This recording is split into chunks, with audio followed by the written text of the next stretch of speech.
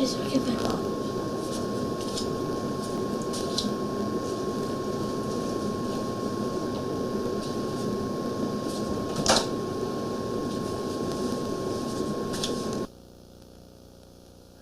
Robert Stern Colonel. I am interviewing John Hastings. Mr. Hastings is the grandfather of my Uncle Dave, who is married to my Aunt Paula. When were you born? My birthday is April 1925, a long time ago. Where did you grow up? Well, at first in Minneapolis. We lived in North Minneapolis until I was 10 years old, and then we moved out here to Minnetonka. And I've lived right here in this neighborhood ever since. What was your dad's job? My dad was a sheet metal worker, and he worked in the mills in downtown Minneapolis, the flour mills. They made all kinds of sheet metal things to handle making of flour, and he was working there as a sheet metal worker most of the time. And what about your mom? My mom was a teacher. She taught school mostly in little schools out in other parts of the state. She'd come home during the vacations, and then she would move out to live with a family in one of the houses near the school, in little one-room schoolhouses out there. And she taught one-room school that had 8 grades in it.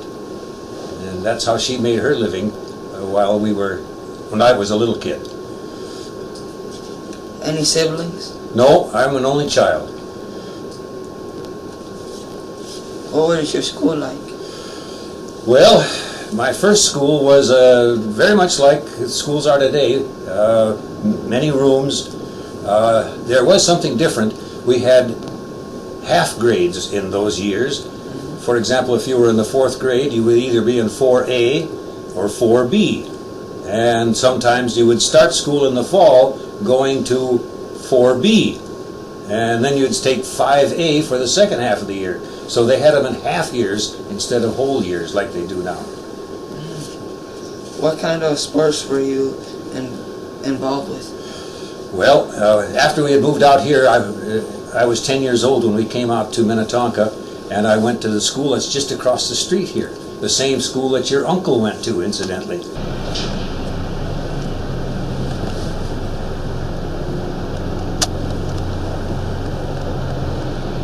And I played softball at school, and when I got into high school, then I played football. They didn't have a baseball team in my high school, but I did play football. Did you ever get in trouble when you were a kid? Yeah, I'm afraid I did once in a while. One of the things that I remembered exactly was my dad used to save Indian head pennies. And they're quite valuable today, and they weren't quite that valuable, but they were still rare even when I was a boy. And my dad had saved a whole jar full of them, and I swiped some of those pennies and spent them down at the local store, and boy did he get upset, and so did my bottom. He took a hairbrush to me, and I'll tell you, that was when I really got into trouble. But I didn't do it very often, and I didn't have a lot of punishment. I guess I wasn't that bad, really. When did you start dating? I think I must have been 15 or 16 years old, and then it was just I'll walk you over to the grocery store kind of date. My girlfriend in those days lived just about 3 or 4 blocks from here, and I'd go over and see her there, and we'd walk down to the grocery store, and that was what my first dates were like. And then as we got a little older, we went to the movies and a few things like that. There was a nice ice cream store in Hopkins, which is not too far away, and we'd go and have a malted milk or something like that at one of the ice cream stores. What did you do on dates? Well, as I said, we went to movies most of the time for our dates. And we never spent a lot of money. Of course, movies were not very expensive in those days. This was in the early 1940s, before I went into the service. So we didn't have to spend an awful lot of money. And I can remember one friend of mine came home and said that he had spent $10 on a date. And we thought, oh boy, how can you spend $10? You could go to the moon for $10. And he was very jealous of us because we didn't never spend any money. So we enjoyed our dates just being together. I didn't go with a lot of girls. I should say that. I only went with one girl. Then I married her. What chores did you have to do at home? Well, let me see now. Chores. I did a lot of snow shoveling in the wintertime. I can remember that. My dad wanted to be sure that when he got home from work, he could get into the garage. And in those days we didn't have anything like snow blowers, so I just had to shovel the snow out of the way so he could get the car in the garage. In the summertime, I'm trying to think, I don't really remember a lot of chores. Oh, one thing I had to do, we had a small garden and my dad said I had to weed the garden. I hated weeding the garden, pulling out those dumb weeds because they'd come right back again. And sometimes I wouldn't do my job, and then I wouldn't get my allowance if I didn't do the weeding. Can you remember that? I hated weeding. Boy. What did you do for fun? Well, mostly we didn't have a lot of organized activities in the summertime, for example, vacations. But I did have a couple of friends that lived not too far away, and we would hang around together, and we'd throw a ball around, or we would hike down to the creek, which is there's a nice creek down here just a block away. A few things like that. There's another creek on the other side too, and we'd go over there. And most of the time we tried to stay out of trouble. Did your family have a radio? We got a radio. Let me just excuse myself for a moment. When I was 6 years old, my grandfather died in California, and my mother took me out there. She wanted to attend her father's funeral.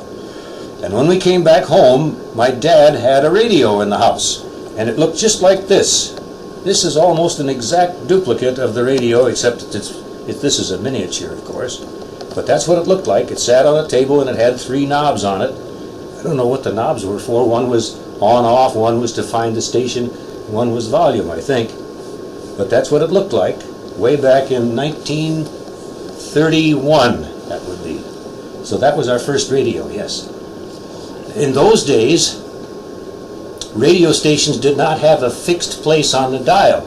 So when I'd listen to one of my favorite programs one day, and I wanted to find the program the next day, I'd have to fiddle around with the dial until I could find it.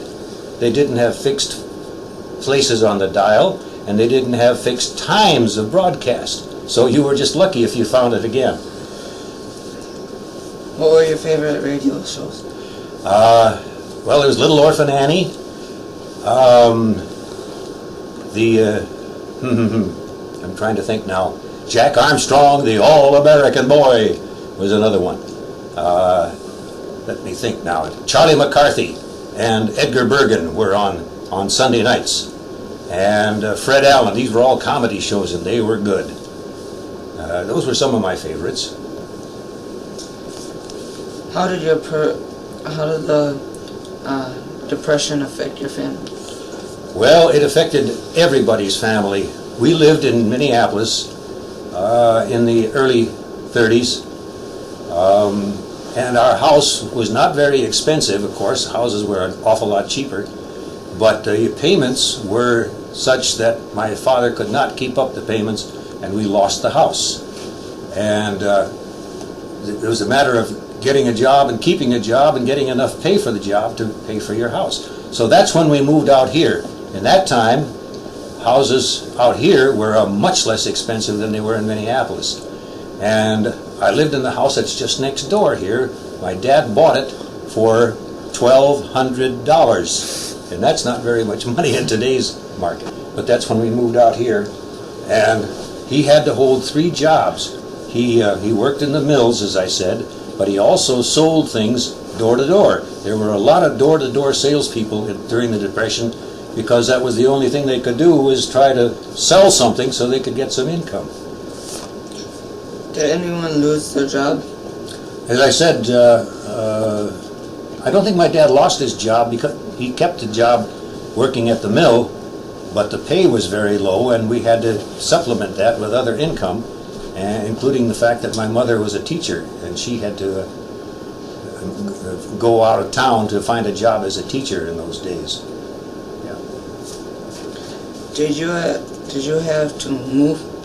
Yeah, we did move. As I mentioned, we lost the house in town and we moved out here into Minnetonka in 1935. And as I said, right in the house next door here. What did you or your family do for extra money? Well, I sold newspapers, and at one time I delivered magazines too. The Saturday Evening Post. I think it was once a week at that time, and I had a route, and I delivered it to the people on my route. I don't think I did anything like shoveling snow for money in those days. I can't remember that I did. That was about the only way I could earn some money, though, was selling newspapers and magazines. Did your family or friends buy or sell liquor during the Depression? No. None of my family drank liquor at the time, so we weren't involved with that at all. There wasn't any. What did you or your family think of Prohibition? Yeah. Well, if I remember correctly, we were in favor of prohibition. That is, my family was. I was, as I say, was just a young boy. But they were in favor of prohibition because they didn't like the idea of liquor. We weren't involved with it at all. But that's just what I recall, and I can't be positive about their reaction to it. What did you or your family think of President Franklin Delano Roosevelt? We thought he was great. They thought he was great, my parents, because Roosevelt was elected at the very depth of the Depression. Nobody had a job. There were at least 25% of the men who were looking for work couldn't find any work at any kind. And so he came in to be president, and he started a couple of programs called the NRA, the National Recovery Administration, and some other things to make work so people could earn money and have food on their tables. And everybody thought Franklin Roosevelt in those days was a real prince. They thought he was a great man, and my family was among them. What was your first job?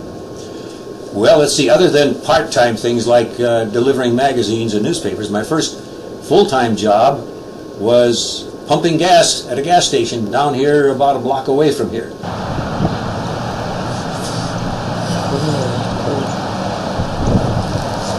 It paid. That was about it, $1 a day. Did your family have a car? What car? We got a car. My dad bought his first car in 1934. It was a 33 Plymouth. And do you know what a PT Cruiser looks like? The new car? Yeah. It's a new car, just came out here a short time ago, and it looks almost exactly like my dad's old 33 Plymouth. Mm-hmm. And it's made by Chrysler Products also. But that was the car we had in those days. When did you get your first car? I bought my first car after I was married. In 1945, I bought a 1935 Chevrolet. And it too looked like a PT Cruiser, very much like it. It's a real old-timer. That was my first car. How did the World War II affect your family? World War II, well, I was in the war. I went into the service in 1943. The war had been on for a year, and I was too young to get in before that time. But when I was 17, I signed up in the Marines, and I was assigned to a battleship. I was on the battleship Tennessee. in the war in the Pacific, and I only got in on the tail end of it in 2 battles at Iwo Jima and Okinawa, and my ship was in those battles. I came out just fine. Some of my buddies on the ship got killed. We got hit by a Kamikaze, as they were called, a suicide plane, and it killed 14 Marines and 6 sailors on our ship. And then we were out there when the war ended in August of '45. What is your most vivid memory of your life during World War II? Well, probably when we were under attack by waves of Japanese planes coming over, when we were cruising off the coast of Okinawa, and the guns were blazing all around us. And the one time I was the most frightened was just after we had been hit by this Kamikaze, and it knocked a few guns off the ship and killed some people. And that night we were cruising off the coast of Okinawa, and somebody in another ship behind us fired some shells right over the top of our ship, and I could see these shells going over like this, and to me it looked just like the nose and the wingtips of an airplane that was coming right at me. And boy, I tried to dig myself down into the steel deck. I didn't get very far, but I sure got muddy, because the water from spraying the fire on the ship after we'd been hit was still sitting on the deck. Did you know that Nazis were killing Jews in the concentration camps? Well, when I was in the service on the ship, we didn't get any of that news out there. I don't think many people, even in the States at that time, got the news during the time it was happening. We didn't know too much about concentration camps until after the war. It happened after that all this news came out about the death camps and so on. What did you and your family do to help the war effort? Well, they had rationing, as it was called. We could only use a certain amount of sugar each month, and we turned in all the metal that we possibly could, like aluminum cans and so on, and they started substituting different products, paper instead of aluminum, and we turned in all the aluminum we possibly could and all the steel that we possibly could to help the war effort, so that we wouldn't have to spend a lot of time and energy getting more aluminum and more steel to make war machines, planes and bombs and whatever. And we all tried to make sure that the war effort received the material that they needed during that time. That was about the main thing we did. I remember rationing. Not only was it sugar, I'm trying to think, we had meat rationing. You could only get so many pounds of beef per person at home, and you had to take a ration book along with you. You paid your money and you paid your ration coupons, and you could get just so much. When your ration coupons ran out, didn't make any difference how much money you had. You couldn't buy any more beef. What fads do you recall in the 30s and 40s? Well, I think it was about that time that girls start wearing what we call pedal pushers, these pants that were tight around the leg here, between the knee and the ankle. I don't know if the guys really liked them, but they were wearing them in those days. I'm trying to remember what the guys were doing that were fads. I wasn't much into fads. We slicked our hair over. There were people that were still using things that, like Vaseline in your hair to make it stick down. But I don't know that was a fad, really. I can't remember anything that was fads, to tell you the truth. Did you get married from them? Yes. We got married. We had 6 children. Well, I got married just after the war in 1945. I'd been home. Well, I hadn't even gotten out of the service yet. I was home on leave when we got married. We had 6 children eventually, and your Uncle David was our first grandchild, and we had 15 more grandchildren. We have 17 more. We have 18 grandchildren now. My word, that's a gang, isn't it? What kind of job did your spouse have? My wife started out to be a teacher. She was a teacher for a couple of years, and then she had some children, and when she went back to work, she decided she wanted to be a librarian. So she became a librarian, and she worked for the Hennepin County Library System for about 25 years. She loved being a librarian. Any children? Yeah, we had the 6 children, and as I say, we now have 18 grandchildren. 9 boys and 9 girls. Well, describe your life in 30s and 40s. Well, it was a time of a lot of change.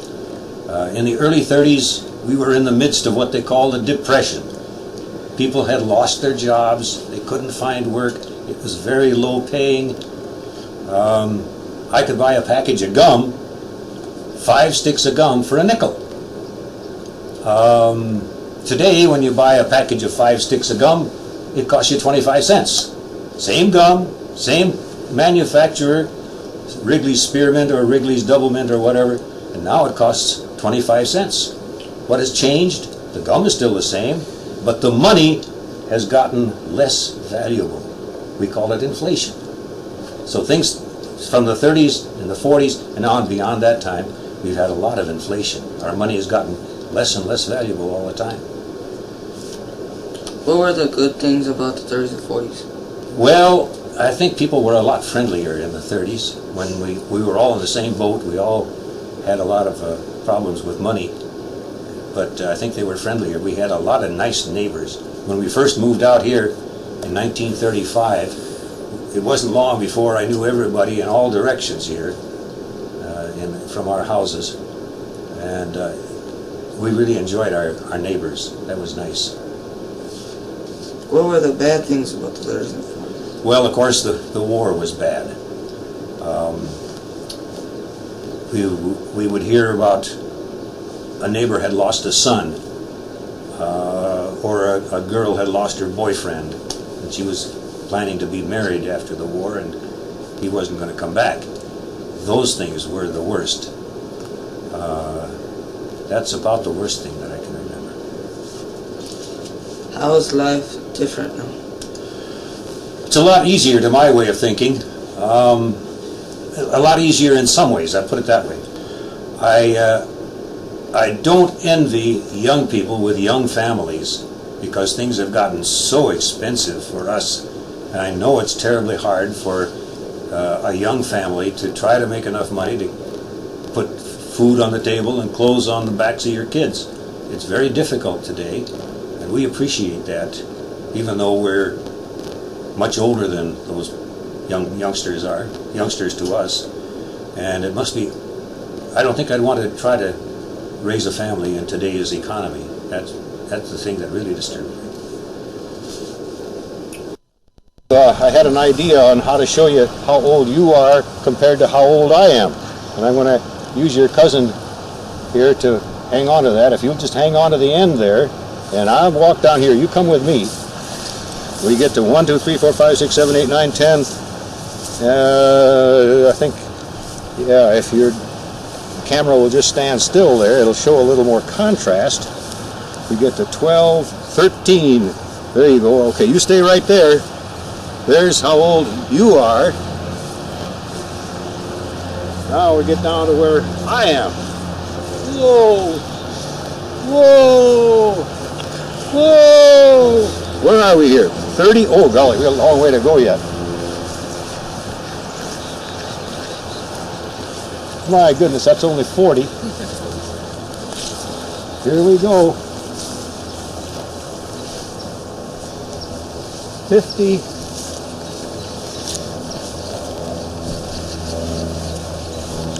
60, Getting there. We're getting there. 70.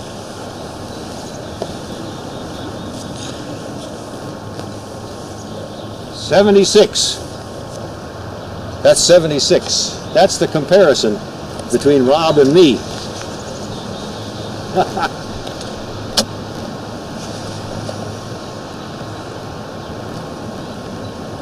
That's a lot of years.